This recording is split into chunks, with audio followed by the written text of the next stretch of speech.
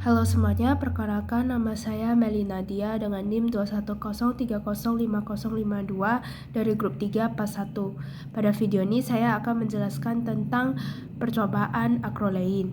Akrolein dengan nama kimia 2-propena adalah aldehid alfa beta tidak jenuh yang paling reaktif, bersifat sangat mutagenik dan toksin pengoksidasi. Akrolein terdapat pada lingkungan, formasi endogen, dan makanan diet. Protein dapat dihubungkan dengan akrolein melalui pembentukan adisi dengan histin, lisin, dan residu sistein. Asam lemak tidak jenuh akan memproduksi lebih banyak akrolein dibandingkan gliserol selama oksidasi lipid pada triasil gliserol.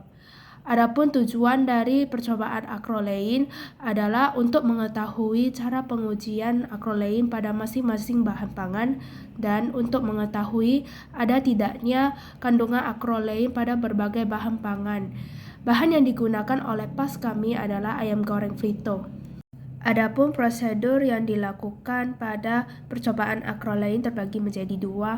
Yang pertama adalah bagian luar atau kulit. Pertama-tama ditimbang bahan sebanyak 5 gram, lalu dimasukkan ke dalam tabung reaksi. Kemudian ditambahkan KHSO4 sebanyak 1 gram. Selanjutnya dipanaskan menggunakan hot plate selama 30 menit. Yang terakhir adalah diamati ada atau tidaknya perubahan warna dan ada atau tidaknya endapan. Yang kedua adalah bagian dalam atau daging. Pertama-tama ditimbang bahan sebanyak 5 gram, lalu dimasukkan ke dalam tabung reaksi, kemudian ditambahkan KHSO4 sebanyak 1 gram, kemudian dipanaskan menggunakan hot plate selama 30 menit. Yang terakhir adalah diamati pada ada atau tidaknya perubahan warna dan ada atau tidaknya endapan. Akrolein dapat menyebabkan beberapa penyakit seperti kardiovaskular, diabetes mellitus, Alzheimer, dan stroke. Minyak tidak boleh dipanaskan pada suhu yang terlalu tinggi karena akan menyebabkan lemak menjadi asap.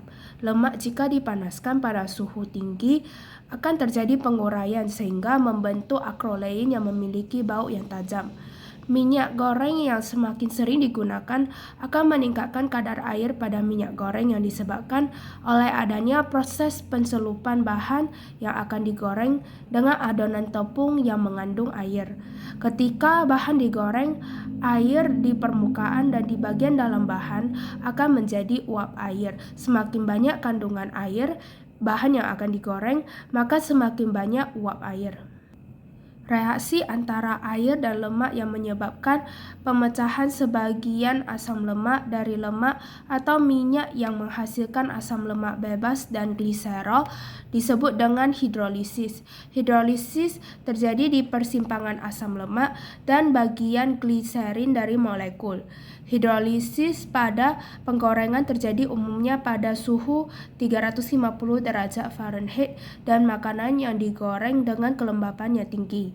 Hidrolisis molekul lemak yang telah digunakan untuk menggoreng akan menyebabkan titik asapnya akan turun. Titik asap merupakan suhu di mana pemanasan minyak sampai terbentuk akrolein.